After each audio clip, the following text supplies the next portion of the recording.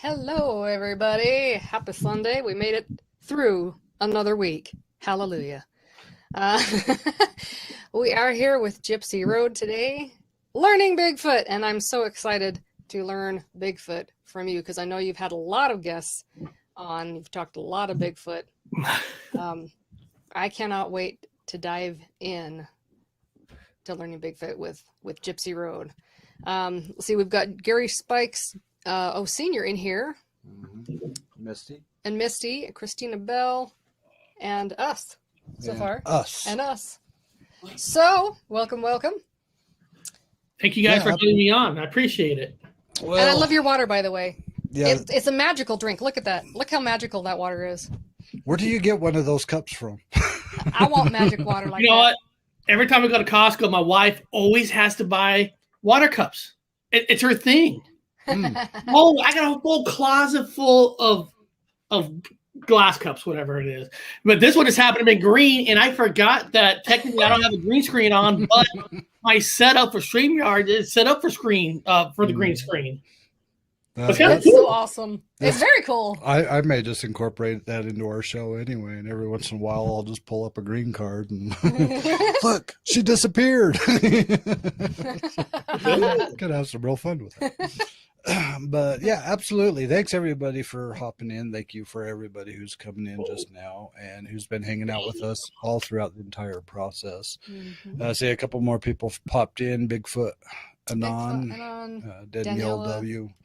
Again, thanks for everybody who's supporting us on this channel, supporting what we're trying to do and learn and grow and just kind of get a little better understanding of the stories around Bigfoot, because we have no idea. And when we say we have no idea, it's not the same thing as the people in the Bigfoot community who say they have no idea, because they do have an idea more than we do. They know how to identify certain markers. They know how to identify certain sounds. They know how to identify certain environments.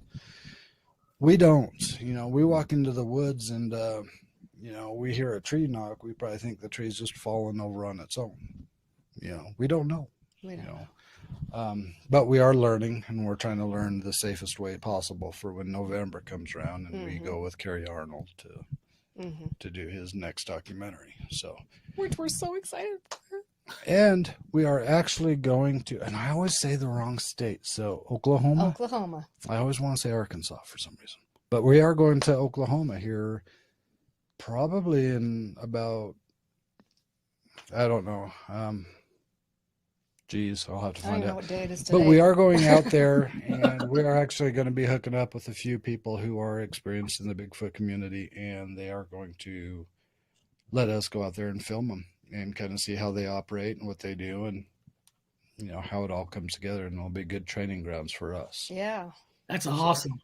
I'm actually going in 2 weeks. I'm flying back to California, where I'm originally from, and I'm going for a wedding part, but we're going to meet with my family group, and we're actually going up to the mountains area where we hunted as kids, where we actually had an experience where we think it was Bigfoot, going back to where the origin started. And that's going to be happening in 2 weeks. That's going to be pretty exciting. Yes, that sounds exciting. So you said it was where you think you had a sighting? Well, yeah, because we're young. Now, you got to understand, my family, now I grew up with one father and two brothers. So it was all boys and men in my house. So we didn't go to Disneyland like most people did. Our family were hunters. So we're always in the mountains, always. Oh, nice. Now, our family are all hunters. And the thing is about Bigfoot is there was never really talk about scary story about Bigfoot because everybody respected Bigfoot. I mean, it was just like a normal conversation where Bigfoot was just part of the mountains. It was just part of the conversation. It wasn't like where you hear scary stories out, we respect it. We're hunters. You respect your nature. So it was all normal. And so we never really thought of Bigfoot being scary or not. But we actually did have an experience one time where I was a young kid. And when we go hunting, right, there's two ways we go hunting. The older people go in cars. The younger people, they walk. You know, they go the trails, they walk. And since I was younger, I had to go with the older people in the cars. So we all go on our separate hunting trips. We actually have a point where we all meet up. It was like almost dusk, almost dark.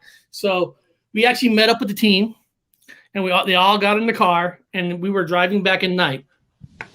And while we were driving back, we all heard something right there in the woods. We all heard something, and it wasn't a bear. Okay, we all know what bear sounds. We all know what kind of, it wasn't a bear. We heard this big noise. Big crunch, and you couldn't see it. I mean, what Bigfoot story you hear that you never really get to see it. Right. It's like Bigfoot's like somehow they blend with the environment. That's why I think there's paranormal within the Bigfoot stuff. But like how stupid we were. All the young people grab their weapons, grab their stuff, and everybody start running in the woods after it. Everybody was running after it. Now, if you think about it, it's kind of stupid. You shouldn't be running after no animals. But when you're young, you're dumb. I mean, that's just, I was probably 10 years old. My brother was 13, 15. My cousin's 16. Everybody was running after it. And this thing, I mean, you could hear it. It sounded like wasn't a bear, but it was like a high pitch scream. Almost female-like. Maybe it was a female Bigfoot. We don't know. And we were just chasing it. Everybody was chasing it. Of course, I was running from behind because I was the youngest. I think I had a little pocket knife with me, and what the weirdest thing about it was when everybody was chasing it and everybody thought they had it not like surrounded in a way. But the weirdest thing was it disappears. It wasn't there. I mean, you saw the broken branches. You couldn't really see, it was dark, so we couldn't tell if there was, feet there or not. But it was just like gone. But we know it wasn't a bear because just the sound of it, the destruction and how fast it ran. Now, I know bears run fast. Don't get me wrong. But we got back to the camp. Everybody talked about it. We tried to go back the next day, try to pinpoint it. We looked, we saw like broken branches and stuff. We didn't really see feet. But the most weirdest thing was how it just disappeared. Now we all got in trouble. We actually got back in the camp. We got in trouble because the parents were like, "You guys are the most stupidest people. You don't run after animals. You don't." Because if it was a bear, if it was hungry, it could hurt you. Especially, we got kids following. But when you're kids, you're brave. Sure. You're invincible. Like you said, you're young and dumb with a loaded gun. There's problems bound to happen. So, wow, that's crazy. See, we live in northern Utah, so we have the Wasatch Front. So we have a lot of mountain ranges around us and everything else. And the irony is that we never really heard a lot of stories about Bigfoot. We never really heard a lot of talk about it. We've never heard a lot of anything. No sightings. I'm sure we're learning there are, but we didn't grow up hearing about it. You always heard that that's all in the Appalachians. That's all we heard. That's all back east. That's all, or the Pacific Northwest. I'd hear some up there, but recently we actually found out that there's some canyons fairly close to us that have had a lot of sightings, and we didn't really kind of think about it as much until we started doing these shows. But I mean, the Wasatch Front, the mountain areas make so much sense for them to live, or for some of them. Well, to get up on the higher terrain, they could see people coming from miles away, and if you think about it, when you meet other campers, it's not something you talk about, right? I mean, within the family, we respect Bigfoot, but it's not like we're telling stories to each other. So it's not like a whole camp group comes up, say, "Hey, you guys, know any Bigfoots? Have you seen anything?" It's more deer talk. Have you seen bucks? Have you seen the deers? It's the conversations that doesn't really happen. And it doesn't mean they don't believe in it. It's just people are not open to that conversation. It's just like paranormal. Unless these people like paranormal, it's not something you go up to anybody and say, "Hey, have you seen any ghosts?" Because they look at you like you're crazy. Yep. Have you seen a ghost lately? We're kind of looking for one. So we're trying to put it in a little jar and take it to the lab so we can prove it exists. But do you feel like the acceptance of more and more people nowadays are more prone to believe in it? But see, that's hard. That's hard because back in the day, we didn't have social media kind of like this, right? All the social media you had was whatever's on the news, the actual news, the Fox News, CNN, and they don't really talk about Bigfoot, aliens, or UFOs, paranormal, kind of like what we do. But now we live in a world for the last 10 years, or longer than that, but the last 10 years, social media has really taken off. Not just YouTube, Reddit, Facebook. Now you got regular people like us, sharing stories. I'm always thinking those people are always there, but there was never a platform where you feel safe enough to talk to others. But, even on this platform, how many comments you guys get? Like, you guys are crazy. You guys are dumb. It's all a hoax. You guys are just trying to scare, trying to lie. You guys heard on social media. But because of it, we're able to talk to people from, New Zealand. Daniela, who follows me on my channel, she's from New Zealand. You got people from Australia, and everybody always wanted to talk about it. And one thing I appreciate about YouTube is we actually have the opportunity. Right. It definitely opens a platform. Yeah.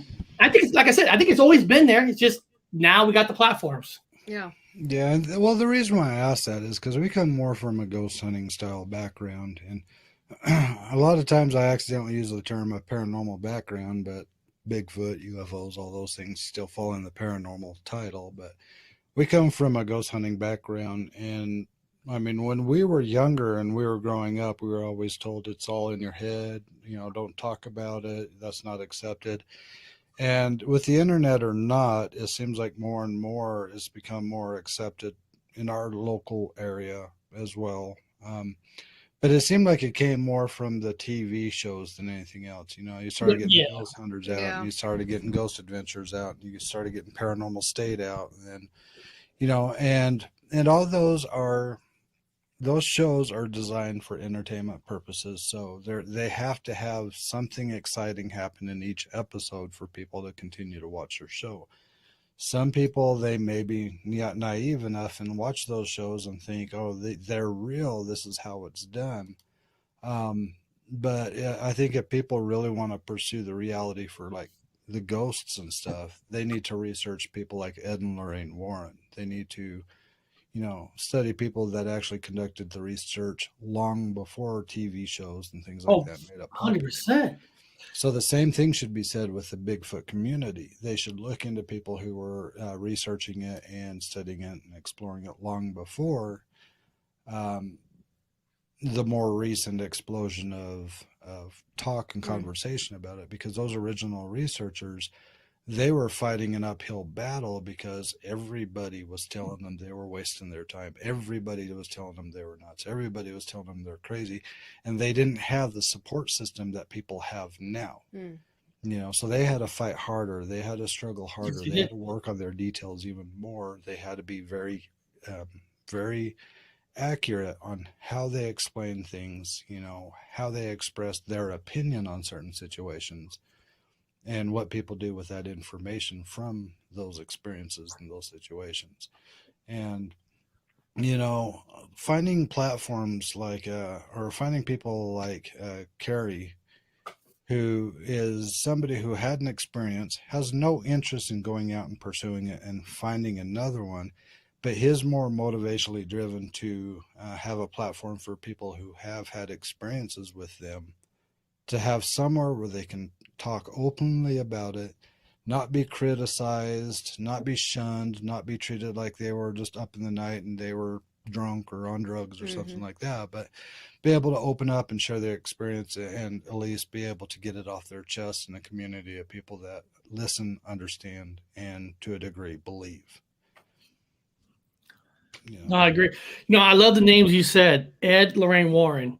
Now, we know they're popular lately because of the Conjuring movies, but those two were the pioneers of the paranormal. And one of the things that people could learn from Ed Warren was when you do an investigation, when he went and did an investigation, every interview he's ever done, he recorded everything.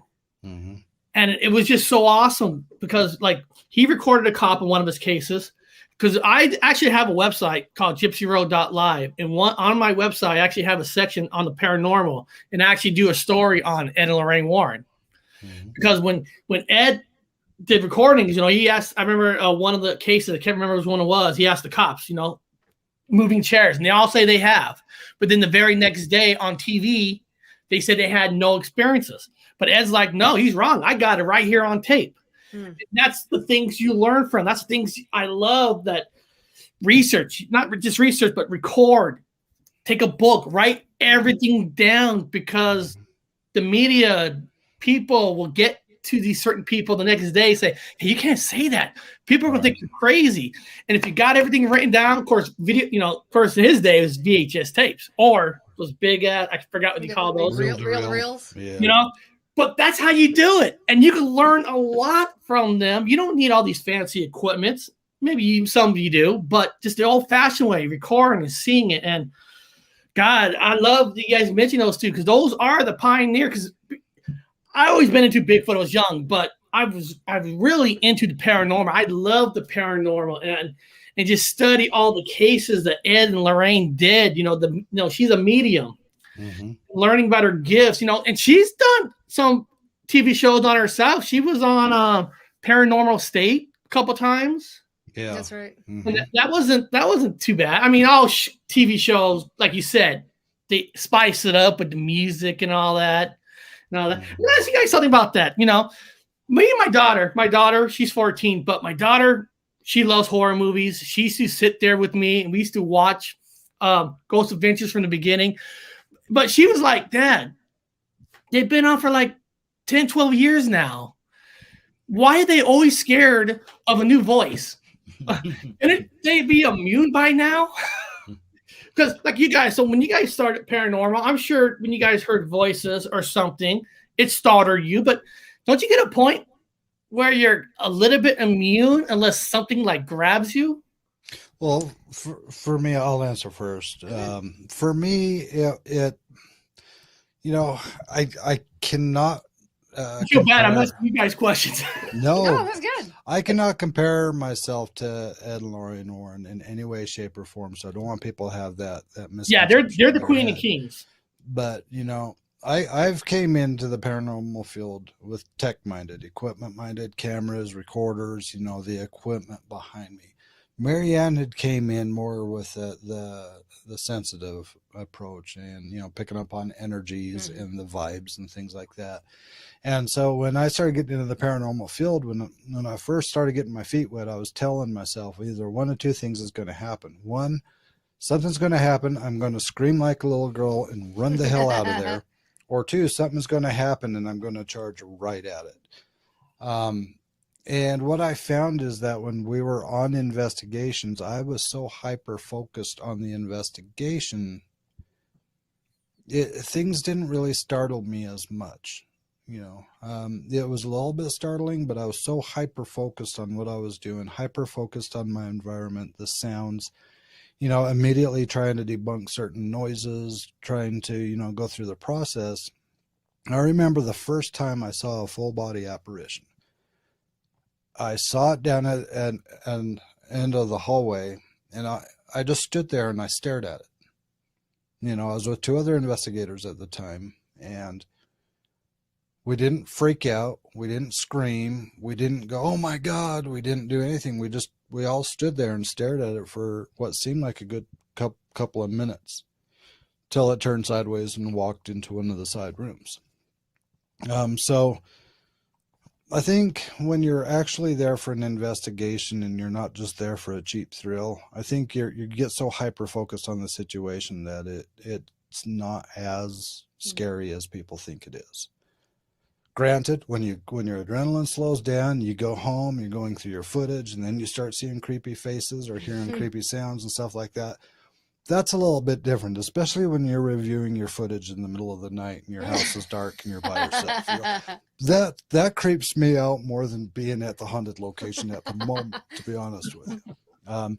We actually do have a video that I had to release a couple of days ago where we had some crazy stuff happening in our backyard. Mm-hmm. There's a long story about this doll that we've acquired, and Mm-hmm. The dolls. yeah. Mm-hmm. But Creepy but doll. but I think it's a little bit different too when you're dealing with the activity in your own home versus dealing with it at another separate location. You know what I mean? So we have activity here. We've had activity here ever since we lived here, but it was always this seemed peaceful or not lethargic, but just No, they're very benign. It's, they're just here. here, but they don't really care that we're here or vice versa. Yeah. But whatever was going on in the backyard the other night, that was a different story because it was like 2:30 in the morning, and I'm just like, okay, this is not good. Even grabbing the camera, you saw our dog reacting, you saw a solar light reacting, just so many different things were happening around me, and she was out cold, and I'm just like, okay, what do I do here? What do I do here? I'll just record it. That's the YouTuber in me, and documentary, I guess, in me. But as far as Bigfoot goes, I think that's a little bit different than searching for ghosts. Oh yeah. Yeah. Because you're dealing with more of a solid matter, or what I perceive to be a solid matter, a giant creature that, hair or fur, 7 foot plus in size, heavy enough to leave an indentation into the ground that a normal man couldn't make, no matter how hard he jumped in place. And I think that's where it gets a little bit of a different scenario, because now you're dealing with something that's more of a carbon-based creature more than a non-carbon-based. And what I mean by that is I don't think ghosts are really carbon-based. In that form. Life forms, yeah. So, I don't know if I answered your question or not, but I just did plenty of rambling. I do that sometimes. Might be the best Bigfoot researchers now because, like you said, she's sensitive. I had on, I don't know if you ever heard of this Bigfoot group. They're called the She Squatchers.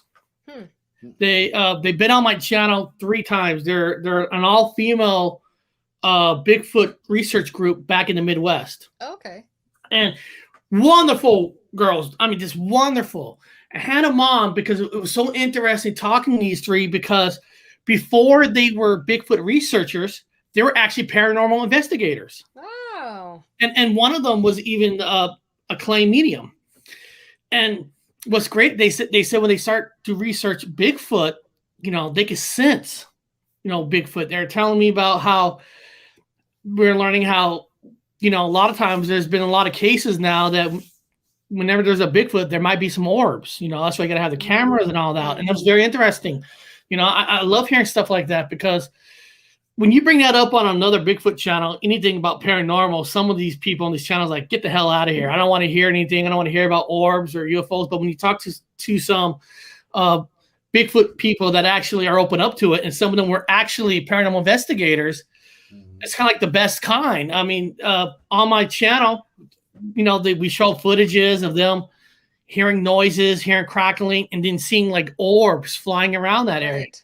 Yeah. Now, I'm not one of those people that say all orbs are real, because you could probably debunk 90% of orbs. Mm-hmm. But when I start listening to people like yourselves and other people talk about the color orbs, how to look for orbs, and it's very interesting to hear that some Bigfoot sightings, there's actually orbs around them. So, what does that mean? Does it mean that can a Bigfoot be a medium themselves? I mean, if the DNA, this might sound crazy, but if their DNA almost like human-like, if like you said, if she has some gifts, why can't a Bigfoot have gifts too? Right. That's a great question. Well, you can never find them, right? We have Long Island Bigfoot on our channel before. And one of the things I learned from Long Island Bigfoot, exactly what you guys said, where when I used to go investigate anything, I'm looking for that. I'm looking for the ghost. I'm looking for Bigfoot themselves. But then you learn from like Long Island, you got to look at your surroundings. Mm-hmm. You got to learn your environment. Like you talked about earlier, broken branch. Why is it branch? Where is it at? Is it, is it on the ground? Is it leading between 2 trees? Right. And that's what I've been learning a lot from listening to everybody. On my last show, one of them brought up Long Island was saying that sometimes a Bigfoot will leave a footprint as a gift to you. Really? And I've never heard that before. I'm like, as a gift. So I'm like, really? What do you mean?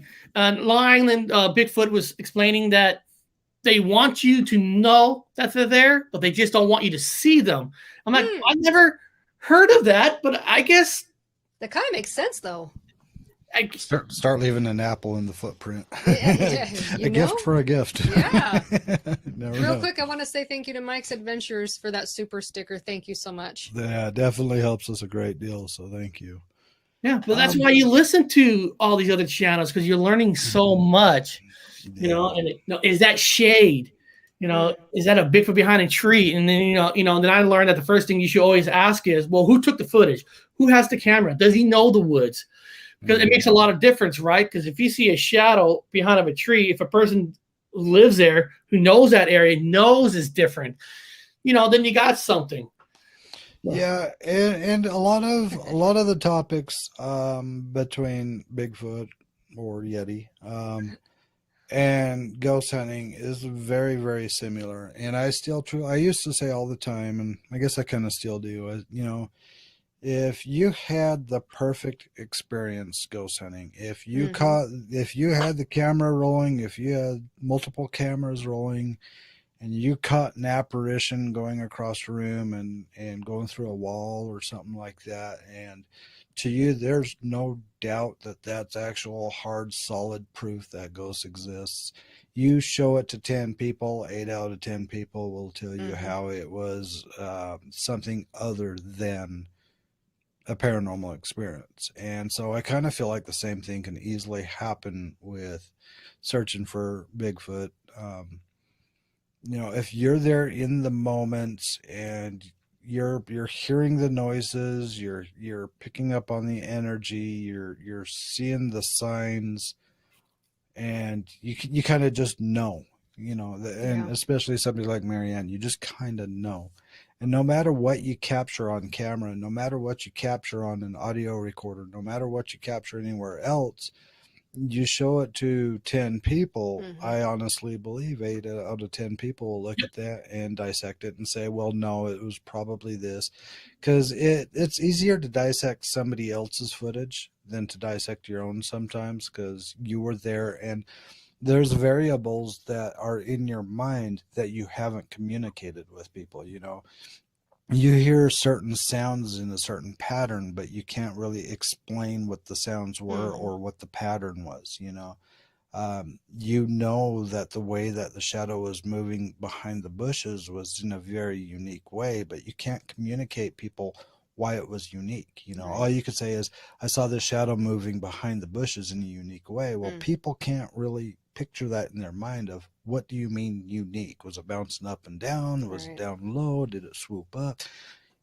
There's so many variables that we experience that we still are not able to communicate with other people. And so it gets to a point with ghost hunting, to me, that when people are going ghost hunting, to really know what the purpose is of why are you going out to do it? Are you going out to verify for yourself that it exists? Because if that's the case, leave the cameras at home. Leave all the fancy doodads at home. Because if you're going out to prove it to yourself, those things will be nothing more than a distraction. That's true, though. That's true. And that's if you're there to prove it to yourself. Now, if you think you're going to go out and prove to the world that it exists, for ghost hunting, good luck. For Yetis or Bigfoots, if I am correct, and if they are a carbon-based creature, eventually there will be more signs of their existence. Maybe eventually there will be another body. I love that kind. I do. I love it. Maybe there will be another body. And I truly, from what I've been hearing and what I've been seeing and the conversations I've been watching, I do believe that bodies have been discovered, but I also think that those have been squashed by somebody. I don't know who, but I think that somebody somewhere, some organization wants to keep it under wraps, unknown. Of course. And so I wouldn't be surprised if there were bodies discovered. I mean, I've heard of people finding hair. I've heard of people finding fur. I don't know which it is, but, you know, plenty of footprints, plenty of experiences, plenty of sightings, plenty of, you know, a lot of different variables. I honestly believe that they have been discovered, but then they've also been buried. I know, like how long the government buried UFOs. You know, how long did they say that UFOs didn't exist? And then not too long ago, they finally came out and said, oh, just kidding, they exist. Well, I mean, if you think about it, saying UFOs exist, it's so simple for a government, for anybody, because technically all UFO stands for is unidentified flying objects. Exactly. So, yeah, what's ever up there, I don't know if it's a drone, I don't know if it's a bird. Technically, it's a UFO, unidentified flying objects. But I'll tell you why I like you two guys. I like you two. Okay, I started a new series on my channel, just trying it out. It's called Breaking News. I had 3 videos already because people were complaining that, Eric, your live shows are too long. 2 hours is too long. I just want to cut to the chase. So I decided to, okay, I'll do an upload, which is way more work than doing a live show. That takes too many hours. But I have a UFO section, a Bigfoot section, paranormal section, and I'm working on it to get better. But you guys actually appeared on my very first one. You guys actually did.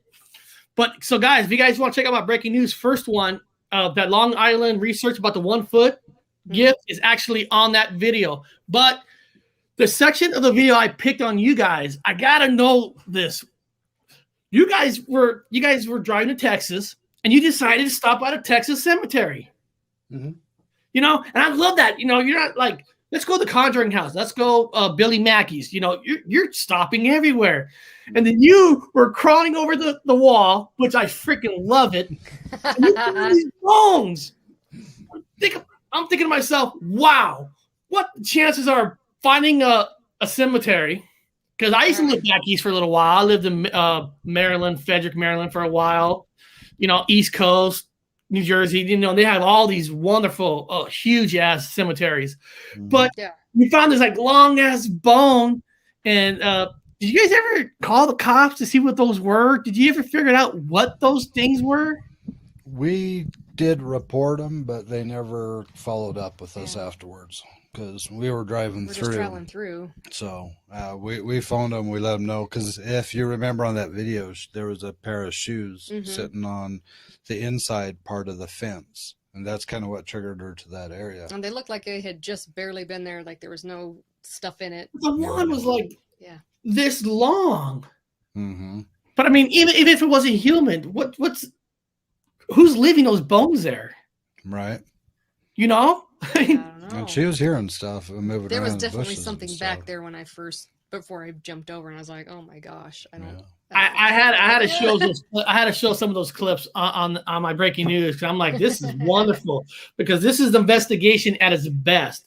You're not picking a certain place because you would think, in theory, all cemeteries might have somewhat of a paranormal. Now, some more active than others. Sure. Mm-hmm. But I have good friends through the Veil Paranormal, one of my favorite paranormal channels. You know, I remember having her on my channel. You know, I'm asking her questions like, does it ever get boring sometimes during investigation? She says, hell yeah. She was telling me that we did an investigation at a graveyard 5 days, and we didn't catch nothing until the final day. She was like, sometimes it's a crapshoot, you know? Yeah. You could look for it, but doesn't mean it wants to be found. It really is. Dedication. It's dedication. I mean, because we ran a paranormal team, a well-respected paranormal team for years, long before this YouTube thing even was a thought. You know, the Smithsonian, she wrote the Smithsonian. My brother, who co-hosts on my live shows, actually worked at that museum and all that. And he says there are certain rooms in that museum that they're not allowed to go into, even though he actually had pretty good high clearance. So interesting. Yeah, he even says that there's some things in there they just won't let you go in. And you're like, what? The government runs? Not supposed to be. You know, that's so. Makes you think if there's a real Warehouse 13. Right? I would not doubt that one bit. I really wouldn't. Well, at we all. could give them our doll. Isn't it interesting about dolls? Because, of course, Annabelle made it popular about dolls being a conduit. And then there's that famous island off of Mexico, Yep. the Island of Dolls, that I've done a couple Mhm. shows on my channel. That what do you guys think what that is? Is it just, if you believe it, I'm not saying Island of Dolls are all real, but there's too many stories that one of them got to be real. Out of 100 stories, if one's real, then there's paranormal. But is there something about spirits want to use a doll as a conduit to get into somebody? Is there something to that? Or what's your opinion on the dolls thing? Because I've heard that a lot lately. I'll let you go first. Well, here you go then. I think it depends. I don't think that there's any one, this is how it works or that is how it works. I don't think it's a black and white, but I do believe that there are some who use as a vessel. Yes. However they choose to get in there or put in there. It varies. I wouldn't know because it, individual circumstances, just like, you and I and Josh, we're all going to do different things. So do I believe that can be the way that it travels from one area to another by inhabiting something like a doll? Yes, absolutely. And I've seen it. Wow. I have seen it. And in fact, we've had, summer we have footage of where, as a trigger object in some of our investigations, we've used dolls because of the children. And you will see, sometimes you'll see with your eyes, but more often than not, it's when you're reviewing the footage and you'll see light anomalies come in and they won't come out. In fact, there's a haunted warehouse that's turned into an actual haunted attraction down in Texas, and they have a haunted doll room. And we did do an investigation there off season. There are some interesting dolls in there that just constantly move when nothing else moves. They're just constantly moving. There's things floating around certain ones. Some of the dolls were hanging by strings off the ceiling, and there was 2 dolls. I mean, they're all hanging there. So if it was wind, they would all be moving. Right. Vibration, they'd all be moving. But it was like 2 of these dolls were almost. I fast forwarded the footage. I sped up the footage really fast. It looked like 2 dolls were like dancing with each other the whole time we were in there. We didn't notice that at the time, but when we played it back, it's like. But do you think maybe because the dolls are they're lighter than weight, so they're kind of maybe easier to push versus other things, or? I mean, it's possible. It's in that instance because they were suspended. It's possible, but like he said, there were other ones that were suspended that were nearby that weren't even moving, and they were the same size. They weren't any heavier, they weren't any different. They were all the same size. So Now let me hop into my answer for you, okay, because my answer is a little bit different than hers because she picks up on things I don't. Okay. Keep in mind, I'm the tech. I'm the guy who understands camera work, lighting, audio, stuff like that. It was like going out and searching for ghosts in the beginning. I had to experience it firsthand before I could give an answer. Because I don't know. I could guess here, guess there, but it's all theories, and I'm not very good on theories. Sometimes it's easy to prove me wrong. But I can say with this doll that we have at the moment, it really seems like there is a lot to it. Because when we found this doll, it was in a weird way. And the fact that the chest of the doll was cut open and there was blood all over it. And then the stuff that kind of happened afterwards, you could tell that there is an energy tied to it. Now, I could speculate it's because it's in a human form. I could speculate maybe it was a child's favorite doll and her spirit got tied into it. I could speculate a lot of different variables. In fact, if you think about that movie, what was it, Chucky? how it was a killer who soul went into the doll, and all of a sudden the doll ran around killing people. Original Chucky, Yeah. yep. But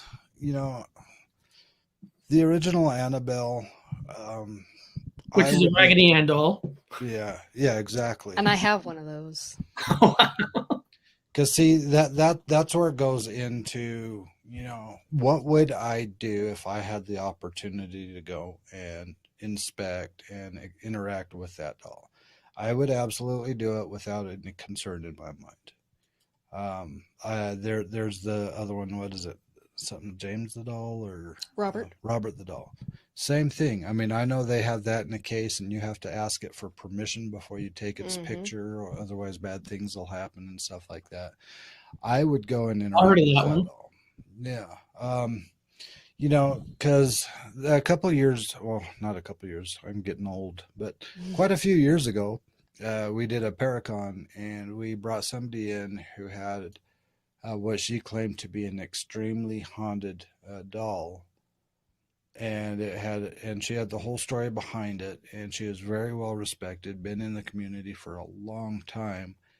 And she would tell people if they would hold the doll that they'd feel sick, they'd feel all this negative reactions from the doll and everything else like that. And I told her I'd sit down with it. And so she's like, "Are you sure?" It's like, "Yeah, I'll sit down with it." And so I sat down, she handed me the doll, and I sat there for like 40 minutes, and I didn't feel anything. I didn't feel any sickness, negative energy. I felt like a guy who was sitting in a chair holding a doll. Really kind of foolish. A grown man having a doll in his lap. Yeah. But I watched other people sit down and hold the doll for less than 5 minutes, and they'd bust out in tears. I'd watch other people hold the doll for less than a second, and then they got so sick that they had to hand the doll back immediately. So it's kind of hard to say what's happening with the doll, because you can have a haunted doll, have 10 people hold it, and you'll have 10 different experiences because of that doll. So then are you looking into psychology? Are you looking into the psychological mindset of the people that are holding the doll? What are they anticipating to happen before it actually happens? Possibly. What or experiences? Is it just the energy between the two? Like they were saying, anything could be a conduit. So if you've got two different conduits and they're different energies.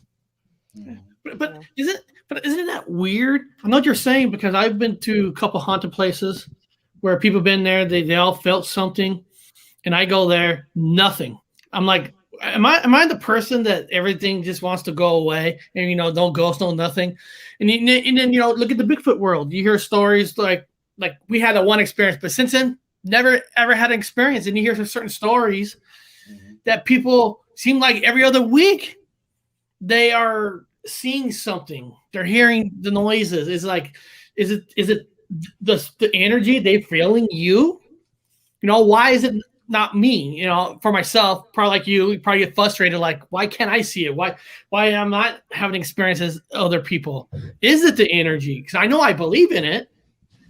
Well, I believe it could be. And now let's talk about Bigfoot a little bit. Okay, so we'll consider it's carbon based. We'll consider it is an animal that's lived out in the forest or out in the woods ever since the beginning of its own existence. Okay, now let's look at some other wild animals and some of the characteristics of these other wild animals. Their sense of hearing is far greater than ours. Oh God, yeah. Right? Their sense of smell is far greater than ours, right? Yep. So their spiritual sensation of other creatures in the woods is probably equally as heightened compared to ours. So if if a dog walks into a room and it senses one of those people are bad, sick, and wrong, that dog is going to react towards that person, and it's going to let everybody else know in the room, I don't like this guy. There is something wrong with this guy, even though it's never seen the guy before. And so it's just picking up on his energy. And so I think the same thing could easily happen with Bigfoots, is they take so much information from somebody in the first 30 seconds that they see him.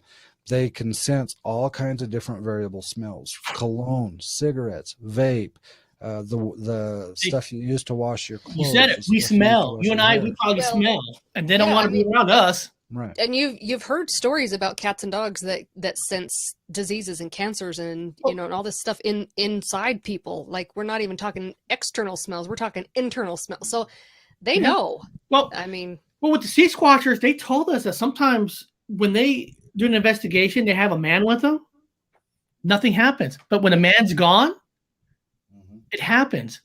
It's you're probably right, because no offense, a female probably smells a little different than a man. Sure. On the inside. Sure. So it makes perfect sense. And then you think about the kinds of foods we eat too. So, I mean, if you took a Big Mac from McDonald's and you offered it to something out in the woods, they may eat the bread. They may even kind of pick out the hamburger patty. But chances are they're going to smell a lot of the processed foods. They're going to smell a lot of the chemicals that were inside of it that we can't tell. Yeah, we have a lot of toxins in our body on a regular basis. Now, if we were somebody who lived off grid and lived in the mountains and hunted for our meals and ate off of our own gardens and stuff, we wouldn't have those toxins in our body, and we may not be as offensive to creatures that live out there. You know what I mean? So there's so many different variables that we have to really consider, but I don't know any of it. I'm just guessing. I could be completely wrong with everything I said, but I look at it from a matter of, well, it kind of makes sense that they can smell so much more about us, that they can instantly know so much more about us before we even take 3 steps into our camp, True. But what are your thoughts on that? No. You said it perfectly. Because why is Bigfoot haven't never been technically, as we know, haven't been captured in a way? We don't know. Government might have some. We don't know that, but you gotta ask yourself, why can't we see them? Why?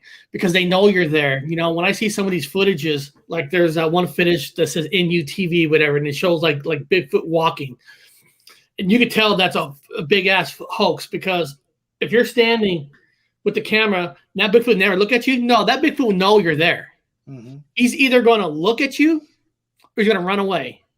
He's not just going to walk by and there's an open human with the camera right there, because these Bigfoot are smarter than that. They know the mount. It's like when you get trained. I was in the military, but people are trained to. If you're a Green Beret, Ranger, Navy, you learn to blend with the environment. You learn where they don't see you, they can't find you. Snipers, they're hiding. Bigfoots are the ultimate soldiers. They're the ultimate creatures. They know the inside outs. They, like you said, they can probably smell you from miles away. And especially like you said, for somebody's a smoker, or especially if you get camping for a week, right? You don't smell perfect. Right. They know the same. I mean, your own animals, your own dogs, like you said, smell better than we do, because otherwise they would be seen. But I don't know if you guys ever had minimal research on your channel before. Sorry, she totally scrolled with me with this comment. Although I still eat a Big Mac, I got run over by a 45A. Sorry, I didn't mean to scroll you. I saw that because I love Big Macs. She thinks McDonald's is disgusting. I didn't mean to interrupt you. I'm so sorry. It's struck a chord. Well, I do it all the time on my channel. There's a live show and somebody leaves a comment like, "Oh my God, this is awesome." I got to put this up because I'm going to forget about it. Well, there is a comment up there from Gary W. It's at the very top there. Now, Gary W. says, if you think about it, we are very limited as far as animals go, especially when we call ourselves the most intelligent animal. Now, that to me, that's kind of like a double-sided statement, because as far as our instinctual existence is concerned, that is absolutely true. I mean, our vision is a lot weaker than most animals out there. Our sense of smell is a lot weaker than most animals out there. Physically, we're not conditioned to handle the elements. And we're getting weaker. Yeah. The elements out there, like they are, because we have houses and air conditioning and heaters. You adapt to your environment. Exactly. So in a lot of those different ways, I absolutely agree. Now, where our intelligence, which is questionable to a lot of extends. But, like a bunch of kids running after a beast. Well, young dumb with a loaded gun. But no, with our intelligence, I think humans are designed to control. They have to control everything, or they have to reject everything. So Like power. Power, gas, air, water, just places, what's the word I'm looking for? Not houses, but I'm drawing a blank, but just, places to live. I mean, you have to pay for somewhere to exist. You have to pay to have a drink of water. You have to pay to have power. You have to, somebody is controlling every aspect of your life, even things that are naturally available to you. Mm-hmm. Somebody figured out a way to say, hey, I'm going to make money off of these people and have them pay me for the water that is free in the first place, cleaning the water, desanitizing and things like that. But, we are also very weak animals. But there was somebody who said that, Bigfoots are a lot smarter than we are as humans. And we call ourselves the top of the food chain. No. And my response to that was kind of, because yes, if an individual man or if a group of men went out into the woods and came across a bunch of Bigfoots, we'd get wiped out that quick, even if we had guns and stuff. But we also have the technology that we could destroy that forest at the push of a button. Yeah. I mean, our parents always tell us, we're in the mountains. Remember, this is their domain. Mm-hmm. You're in their home. Mm-hmm. You don't know more than them. But like you said, we got the technology where we can do whatever we want. But if you take technology away, right, they win. It's kind of apples and oranges. Yeah. We have our own strengths and we have our own weaknesses. I mean, you could take the technology away, but and see that's what scares us even more is we're looking at the younger generation right now. And I think that's kind of what one of the more terrifying situations is to me, is because every generation of man tries to provide a better life for their children. Okay. Up front, there is nothing wrong with that. Right. But you go from a situation where you have men who struggled through a very hard time. I struggled. I hope you don't close. Okay. I struggled through a very hard time just now. Okay. So, say for somebody who survived the Great Depression. Okay. So they know what a hard life really is. They have children. They want to provide a better life for those children. So they give them more things. They give them more avenues. Mm-hmm. They make their life a little bit softer. Those children view their life as being difficult. So when they have children of their own, they make their life a little bit better. They coddle them. They give them a little bit more. They nourish their feelings and stuff like that. And then so on and so forth. So eventually it gets to a point where we are coddling our children so much and they are so reliant on what we have in front of them. If all of a sudden we lost all power and we didn't have cell phones, we didn't have computers, we didn't have laptops, you'd be lost. We didn't have cars, we didn't have TVs. If we didn't have any electronics, I would be afraid for them.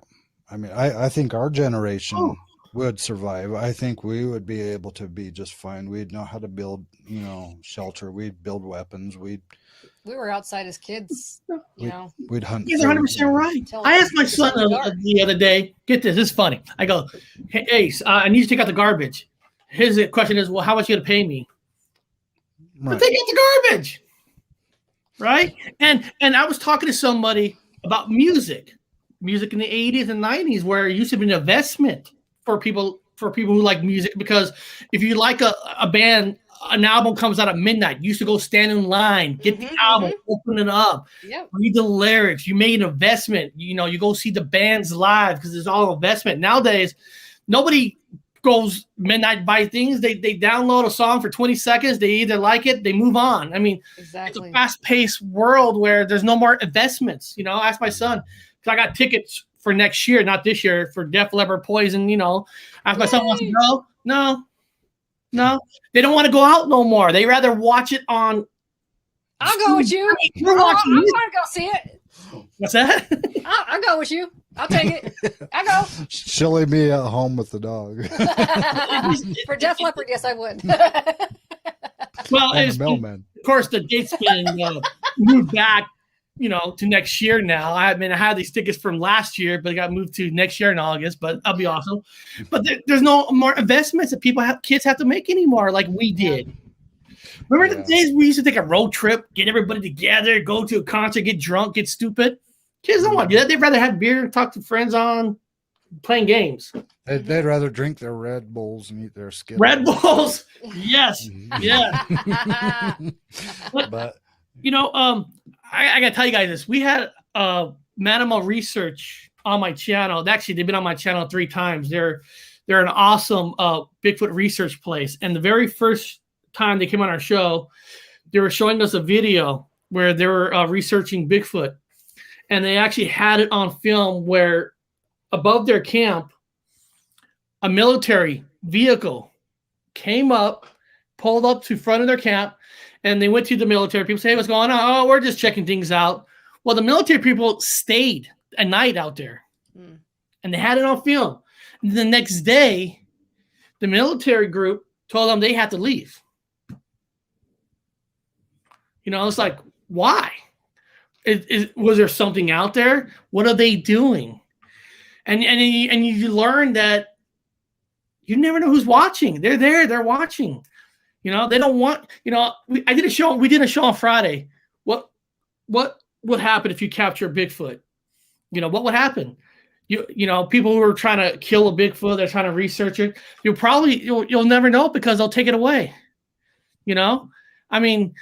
I don't think a lot of people out there respect Bigfoot to a point where, I don't know. I haven't been around a story where Bigfoot has attacked somebody. I have not been that lucky. Everybody I know have seen, heard, Bigfoot and all that. But there are people that they're out there for a trophy. They do want to go out there and harm Bigfoot. And it's like, why? That's their environment. Why would you want to? Mm-hmm. Why would you want to give a gift to the government and say, hey, look what I caught for you? Exactly. Well, and again, that's another thing that today's day and age, if there was a situation to where you did find a body, whether it was later called a hoax or whatnot, we have instant access to the internet. So we could take that footage and we could take as much of the studying and analyzing this creature before they come and take it away, that they're not going to be able to keep it a secret at that point. The whole world is going to know about it before they get there, So we do have means to share information on a lot higher and faster scale than we used to. We do. But they also have the technology to take it off the air too, quickly as you put it on there. But the nice thing is a lot of people are able to download. Yeah. They download the video as soon as it goes up. Oh yeah, you have to. There's copies of it everywhere, and if you have enough people sharing it on different servers and different platforms, and then you have it back again where how many people say, "Oh, just kidding, it was just a really good hoax." Yep, it was just a really big hoax. It was just a hoax. That's why I always say, know the channels you're watching. Know the people are showing this to you. When you research, follow the source. Always follow the source. Anything you watch. Well, where did that come from? Did it come from a third world country in a basement? Or did it come from a real source, a group that and you respect? It takes a lot of research, but you always got to follow that source. Mm-hmm. That's the only way.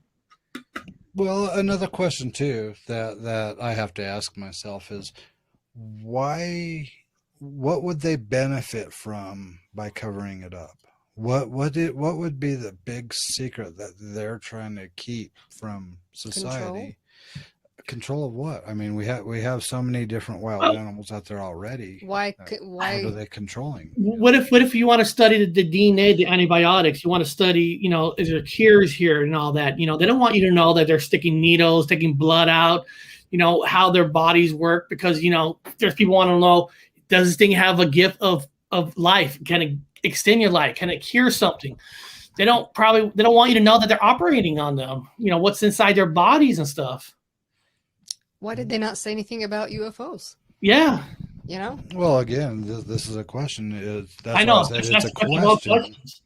You got to ask yourself, what are they benefiting from it?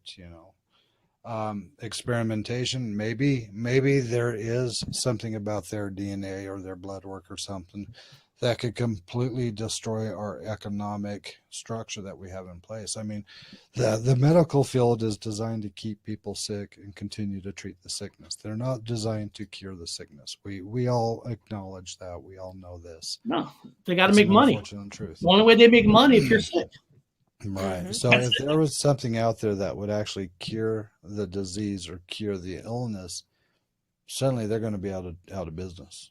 You know, suddenly they're not going to be needed as much anymore. They'll still be needed, but I mean, the basic treatments you get now are so overpriced. You got to look at yourself and say, why the hell am I paying $50 for an aspirin that I can go to the store and get for 50 cents? Mm-hmm. You know, why?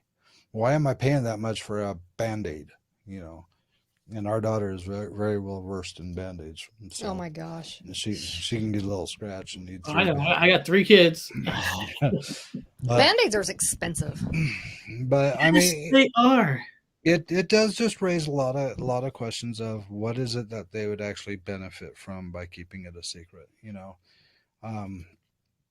Because that would be one of the biggest ones for me is what would make the most sense to me? What explanation would I hear and say, you know what, that makes total sense, and you know, still stay open-minded, still be willing to say, you know what, I thought that for a long time, but now I'm starting to think something else, you know, because we don't know. And I think that's the end of the bottom line is we don't know. We don't know. You know, Don't know. so what I respect about you guys right now is on your channel, you are talking about different communities, different subjects. You know, that's the hardest thing to do. You know, on my channel, when I started to really dive into it, I wanted to bring all the communities together. You know, the UFOs, the Bigfoots, but there's still this thing with each community. There's a high percentage of people don't want it to mix. I'm like, and the reason I have paranormal people on, the UFOs on, because then you start learning like Bigfoot. People are seeing orbs. There's some stories where every time they've seen a Bigfoot, they've seen some kind of flying object they can't recognize.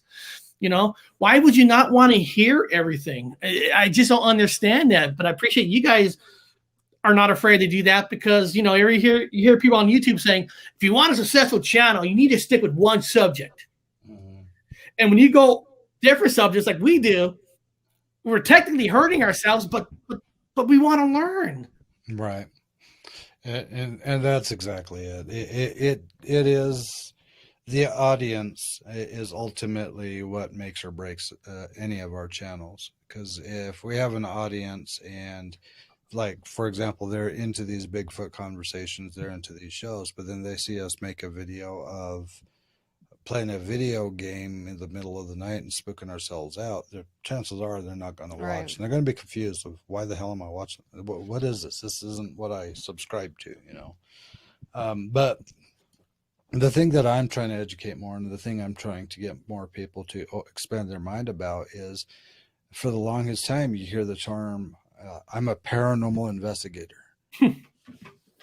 Paranormal as in what? Because paranormal is UFOs, paranormal is in aliens, paranormal is in Bigfoots, paranormal as in skinwalkers, paranormal as in ghosts. Yep. What investigations in the paranormal field are you referring to? And honestly, all these topics we are talking about, if you want to say we have a niche, our niche is the paranormal. Mm-hmm. Except society doesn't recognize paranormal as all these different equations. You say I'm a paranormal investigator. Oh, have you seen any ghosts? They immediately go to the ghosts. Why? Because that's what has been most popular tied to the term paranormal. Paranormal right. Teams, paranormal shows, paranormal this.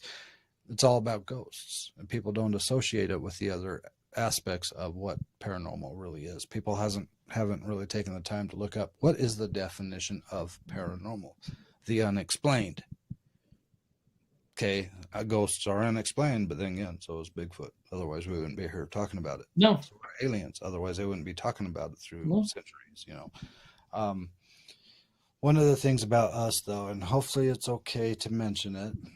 I know that this is something that is still really cold and really fresh and just kind of starting, but can I give them a little hint into what our new project is? Sure. She has no idea what I'm talking about. I might. Go ahead. She knows. I trust you. She knows. All right. I know. So I mentioned this a little bit to Gypsy Road right before we came on the air. Now I know. Okay. I'll tell everybody. We have actually started a brand new channel right now. Our new channel has 1 subscriber, us. We subscribe to our own new channel. So we have decided to start a new channel. It's called Paranormal K9. It's with a K and a 9, so we didn't spell out K9. And this show is going to be us going through our journey of training our dog to be more of a service animal in the paranormal field. And so we're going to be sweet. We're going to be sharing our experiences with training them, the ups and downs, the obedience and the defiance that we're going to be getting with him, because he's going to get defiant. Mm-hmm. His name is Scout, and he's 4 months old? Almost 4. Almost 4 months old right now, and he's already shown incredible intelligence. Yes. I went down a list of things that he already understands as far as commands go, and it's a pretty impressive list. And so we decided to launch this new channel and put it together so you could see the evolution of Scout training for the paranormal field. Now, we're going to be putting more descriptions in as far as specifically what the channel is going to be geared to. The channel is going to be growing as well. But when I say a paranormal canine, I'm not referring to just a ghost hunting dog. Okay. Joey says Scout rules. Scout rules. He's going to be, we want to train him in a lot of different variables. That is not. You got your first like. Well, sweet. Thank you. We're going to be working on him to be able to detect certain scents, like we were talking about, asbestos, mold, mildew, and be able to recognize gas, if there's gas in the area or certain harmful environmental issues, because a lot of people are so focused on finding the Bigfoot or going in and finding the ghost that a lot of times they'll overlook, there's asbestos. There's a hazard here. I'm breathing this in, And so having something there that can identify and alert you to, hey, there's a problem here, and you may not see it, you may not smell it, because like I said, dogs can see better, dogs can smell better, and dogs want to, please their owners. And so having something with that high of a gift and that high of an ability to be able to protect us, as well as do other things, we find is going to be a very valuable resource for us progressing forward. It's a brand new channel. We launched it last night. That's awesome. I obsessed over it until about 5 o'clock this morning. So I made the fun little trailer for it. But I just want to let everybody out there know that we are looking into a lot of different variables, like Gypsy Road says. We are starting to look into more about skinwalkers. We're hearing more about Dogman. We're obviously looking into Bigfoot, and ghosts, and that's hard. It is. It is hard because there's skunk ape, the Yetis. There's so many different kinds of Bigfoot, and then you're asking yourself, are they the same? Is just because they're from another country? Is that why there's a Yeti? There's so much to learn. So much. So much. I mean, when I first heard skunk ape, I'm like, what the hell is a skunk ape? Is it just another name of a Bigfoot? Is this a Florida thing? But then you learn that they look a little different than Dogman. Skinwalker, the Indian race shift change. Native American shapeshifters. Yeah. But there's also other shapeshifters that I think are separate from them. So she caught on to a term for the longest time that she was walking around saying every time we went to the woods, and wood boogers. Zach did it. It was Zach's fault. Well, you can name him anything you want, really. I had never heard of it. I thought, what is that? He's like, it's a Bigfoot. I'm like, that's funny. I'm going to use that now. And I did. So she loves the wood boogers term. But just, it's fun to say. It is. But yes, it's a lot of information. Chances are we are never going to find the answers to any of this, but we are going to raise questions. We are going to pursue what we can, and we're going to experience what we can and share our experiences. And I think that's what a lot of people here really are here for, is they want to see people's experiences. They want to hear people's stories. They like to hear their theories and speculations on a lot of these different topics, because they have a lot of their own theories. And sometimes when you hear somebody else with the same or similar theory as your own, you feel a connection right there. And you're like, maybe I could talk to this person because I kind of get where he's coming from. And again, it's another platform for people to open up and carry on more conversations where otherwise they may not be able to open up and carry on a conversation. So that's why we're all here, I believe. That's why a lot of our channels like TIPA TV, Gypsy Road, Bigfoot Odyssey, Hidden Existence, I think that's why we're all here, is because we want to offer platforms for people to have open dialogue without the judgment, without being shunned, without feeling foolish, or without worrying about really get your chat involved, answer their questions and stuff. Yes. Right.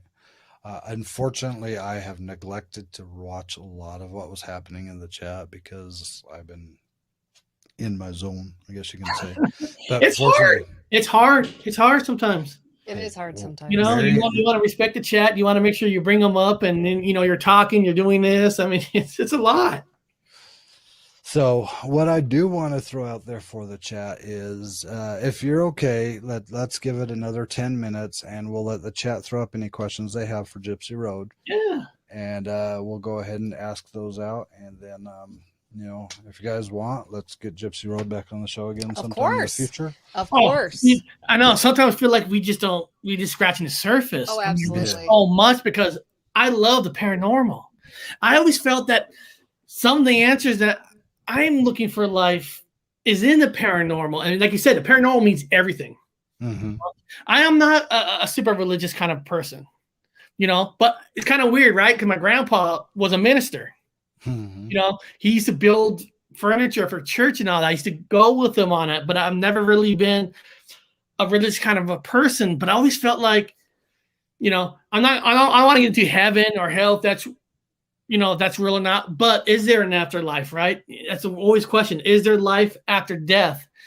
And I always feel like if I can find proof of a spirit talking to something that has a past life, that's going to make me feel good, knowing there is somewhere we're going to go. Our energy is going somewhere. Because like you said, you're never going to find the answers until you actually passed away. But by researching, maybe you might get a little pebble, thrown at you, like, oh my God, there is something. In the dog training world, it's called a scatter feed. You just get a little bit thrown on the ground, and you get busy picking up the little bits of food that they can kind of go on and do what they want. Well, there's so much stuff that we just don't understand out there. My father passed away 5 years ago on Memorial Day, of all days, actually. But the day before, we didn't know he was going to pass away. We visited him in the hospital, and when we got there, he was like, it was just weird. I just was talking to my mom. He said he saw his mom, he saw his dad, and he said he saw some of his uncles. Like, we didn't think nothing of it. But the next day, something happened where he passed away. And it just, you sit there like, doctors say, well, electricity in the brain, they're hallucinating, but really?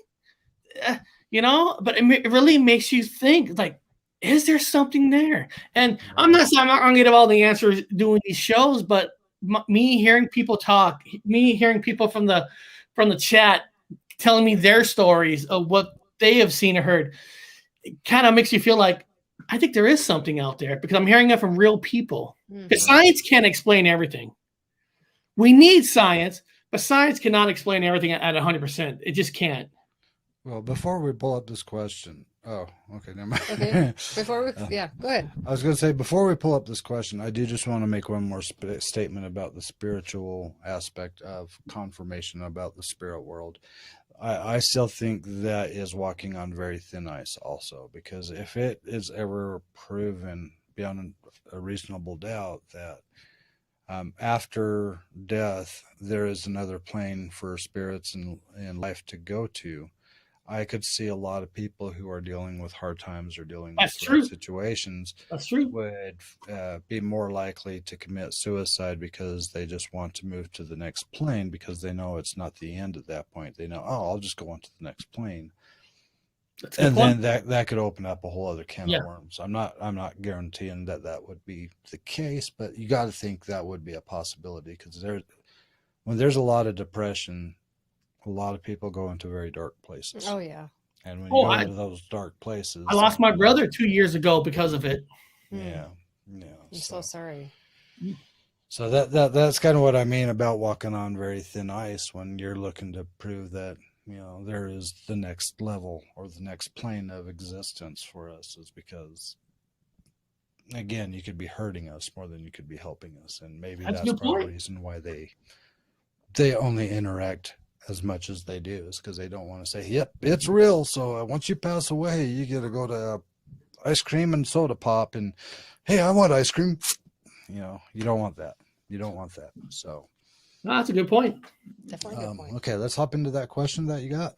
Cindy says, how long have you been doing this, Gypsy? I mean, how long, what are you, if she's talking about YouTube, I actually had some other channels since 2016 that unfortunately got taken down for some subjects that my brother talked about, the Mandela effects, where they thought back in 2016, I don't know if you guys don't remember this, in 2016 and 17, if you had any kind of an oddball show about paranormal or Mandela effects or whatever, your show gets taken down.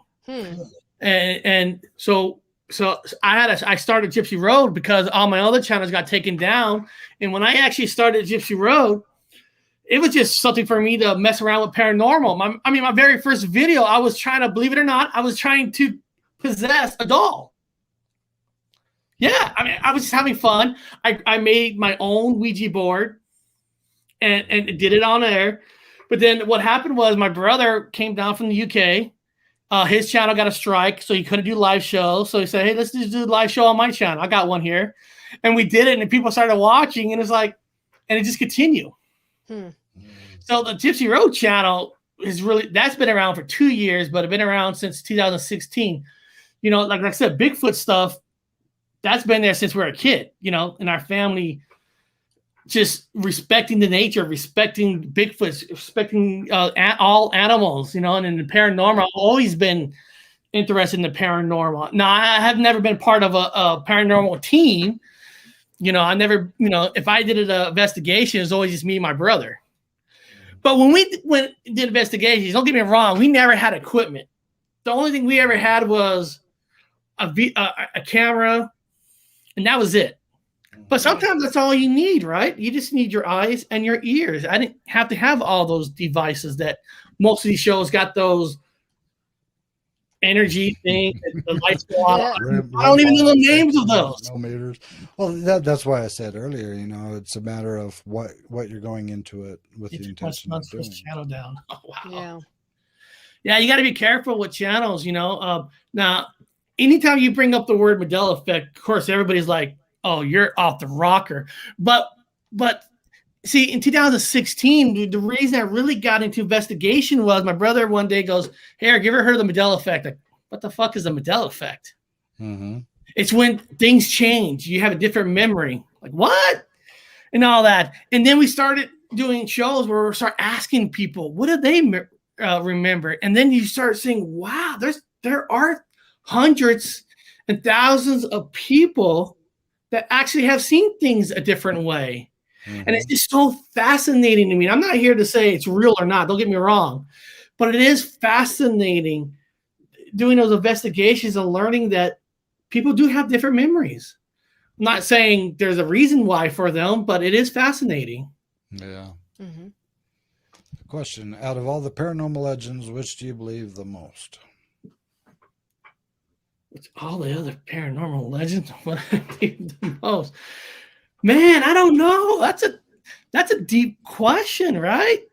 I mean, There's a lot of paranormal legends. And there's that key word, paranormal. You Yeah. mentioned just a minute ago, you're a Mhm. paranormal investigator. Is like, okay, are you talking about ghost hunting? Right. Are you talking about, hunting Bigfoots? But paranormal legends, yeah, that I would be interested in your feedback on that. God, what is out of all the paranormal legends? What do you believe the most? Wow, damn. See, I'm not a huge believer. I'm not a super huge believer in orbs. I think there can be something with orbs. I think most orbs you could probably debunk. There's probably 5% of orbs that are real versus that. But for paranormal when she's using the word legends, you're thinking, are they going like way back to Lorraine Warren back in the days of like the Amityville horror, the houses of those, the Conjuring. But if there's a legend story that I'm really intrigued the most, it's probably Billy Mackey's. And the reason I say Billy Mackey's, not just because they've been on TV shows, are my good friend, Paranormal Vel has been on my channel 3-4 times, and has gifts and medium. She's actually done jobs with police stations. She's actually done some missing finding people for them. So she's the real deal. And she's went to Billy Mackey's herself and told me she's experienced things. They caught things on cameras. So even though that's been on TV, I heard it from real people. Mm-hmm. That people that I trust doing these research, not Ghost Adventures. And there's something there about the tunnel that goes into the water. Like, is it an open paradox, letting things in? I've always been intrigued. I always wanted to go there. I haven't done it yet, but that's one of my goals, to go there, just because I heard it from real people.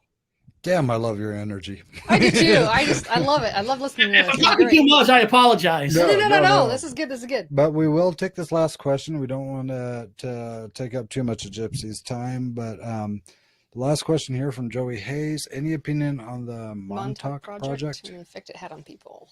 The Montauk Project. I'm trying to remember that one. Ask the Google. That's what I'd be doing. Yeah, I mean, this is the beautiful thing about the chat. You learn so much from people. You do. That's right. You absolutely do. Project. But then you read it like, oh, I heard of that. Yeah. The Montauk Project, Experiments in Time by Preston Nicholas Peter Moon, is the first book in a series detailing supposed time travel experiments in the Montauk Ark Forest, an eastern tip of Long Island, as part.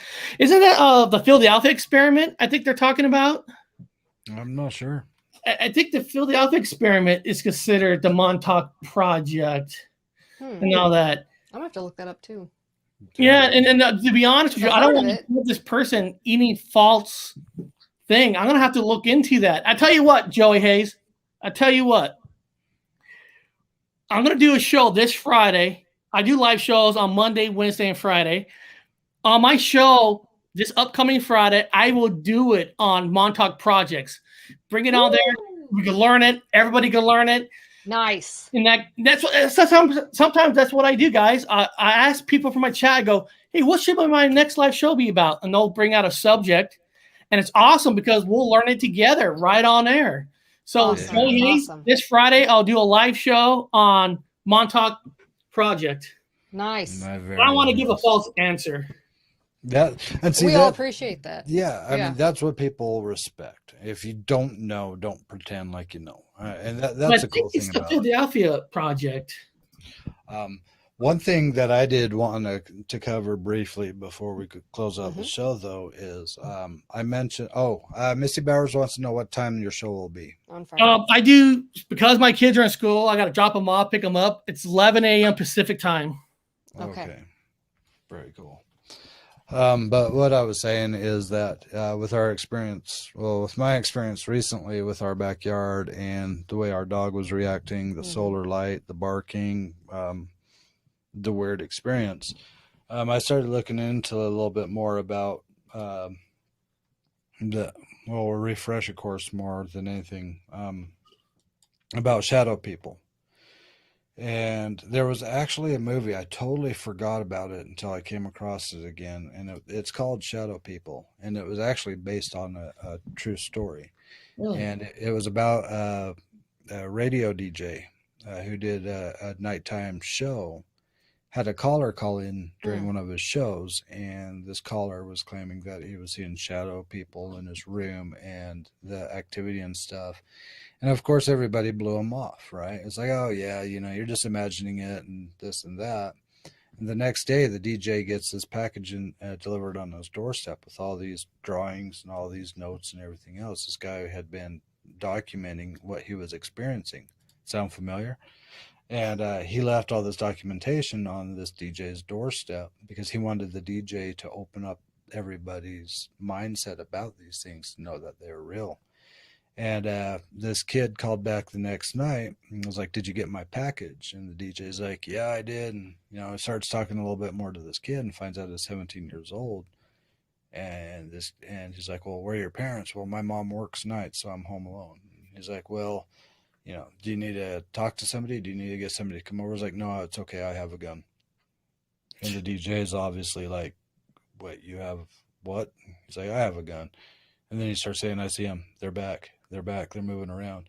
And in this movie, the DJ uncovers this experiment that had taken place where this researcher had 10 volunteers to do this experiment where he had them all wired up to this big steel door. And he wanted them to be in a certain plane of sleep, half awake. They had wires running to the door with these 10 people that were laying on these beds, and he wanted all of them to imagine the door was opening to see if they could create the energy to actually open the door. And what happened is the door started to open, but then all 10 of the volunteers died. And so I started thinking more about shadow people, and if anybody wants to look up this movie, I found it on YouTube again. It's 2013. Came out 2013, directed by Matthew Arnold. Mm-hmm. And they actually show original clips of interviews with the original DJ. They show original clips of news reports. I love it when they do that. And so they kind of break it down. Now, I'm sure they've hyped a lot of it up to be entertaining, but I believe there's a lot of truth behind the shadow people, and also it falls into the placebo effect. If you believe in it hard enough, you're going to bring it into existence. And I think that's what was happening, because a lot of people were passing away, but there was no medical explanation of why they died. It was just like they stopped breathing. I don't know how I've not seen this movie. 2013, it looks good quality. I'm a movie buff. Mm-hmm. We go to the movies every Friday night. Well, there you go. This one you don't have to leave the house. Yeah, you can watch this one right in the comfort of your own home. Well, we like to get away from the kids, so we make Friday movie night. Just do it in the middle of the night. Turn off all the lights in your house and watch the movie. And see how many times you whip around the corner of your shoulder to see if you see something moving around on you. Yeah, White Noise is another good movie, too. That is a good one. Yeah. And we actually used pink noise in a lot of our investigations. Yeah. But that's a whole different time, different story, different show. Okay. Really quick. Everyone is digging your magical water cup. Yes. They want to know how it says Gypsy Road like that. Well, guys, on my live shows, I usually have a green screen behind me. But since my kid's in school, I do some of my live shows upstairs, so my green screen is upstairs. But my StreamYard is still set up for green screen, and this cup is green. So if you think about it, this cup is my green screen. Mm-hmm. It's a magical cup. You could order yours only on Gypsy. There you go. So it's awesome water. But yeah, we hit an hour and a half mark on our show. That's usually an hour long. And we're actually getting good at running long on our shows, which I love. But this is fascinating. I mean, I probably go another hour and a half. You're right. But we won't. Well, We'll just do it again. We could book I it. always felt an hour is a little bit sometimes too short, and 2 hours is too long. I always feel like once I hit my 2 hour mark, I'm done, because after 2 hours, I feel like I'm just grasping for air. Like, okay, what do I got to bring up? An hour and a half is a sweet time. It is. It is. The thing is, we're so new to each other in a lot of ways. We could go 5 hours because we're just scratching the surface, because we could go Bigfoot. We could go paranormal. We haven't really even talked about all the UFO sightings and Oh stuff. my gosh. Nope. Yeah, we Not have a even at video all. on our channel about one. So. That's why I do my little breaking news now, where I have every single element all in one. That's perfect. And it sounds like a lot of people have already flowed over there and hit subscribe on your channel, which is amazing. I love it. I that they cannot do wait that. for Friday's show. I'm Yes. telling you. I want to go I see do that. shows on Monday and Wednesday, but I already got pre-planned what those are. So Friday's perfect, because I didn't have a subject for Friday. You do now. Now I Yeah. do. Joey. Nice. And whoever wrote that, I don't know if he likes to go on live shows or not. A lot of times during our live shows, we invite people if they want to come up and talk about that subject. So if he's comfortable, he's welcome to jump on and tell us what he knows about it too.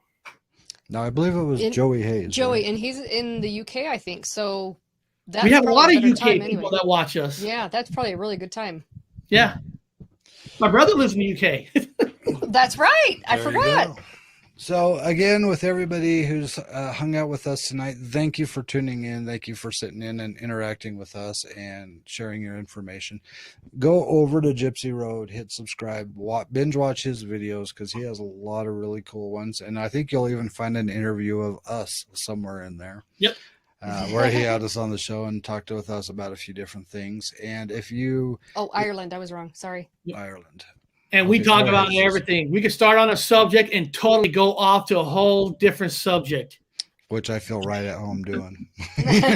So, but if you guys definitely want to give a shout, tell us, let us know you want to have him back on the show here soon. I think we're going to bring him on anyway. But I just want to hear back from you guys how much you enjoyed the show, what you thought of it, and that you want more of Gypsy Road. In the meantime, just keep an eye on his channel, keep an eye on our channel. We have a lot of interesting things coming up. And for those of you who went over to Paranormal Canine and hit subscribe, thank you for that as well. It's a new channel, just barely hitting the ground. So started off before the show with 1 subscriber, and that was TIPA TV. You got to subscribe to your own channel, man. So, And now you got 6. and now we have 6. Heck yeah. They want you and your cup back. Yeah, you got to do the same thing with your cup next time. Because I think we're going to figure out a way to implement that on our show, and I'll just, like I said, hold up a green card. And that's such a mistake too. I didn't even know I was That was doing great. this. I was like, that's so cool. But until next time, thank you, and we will talk to you next time. Bye, guys. Bye.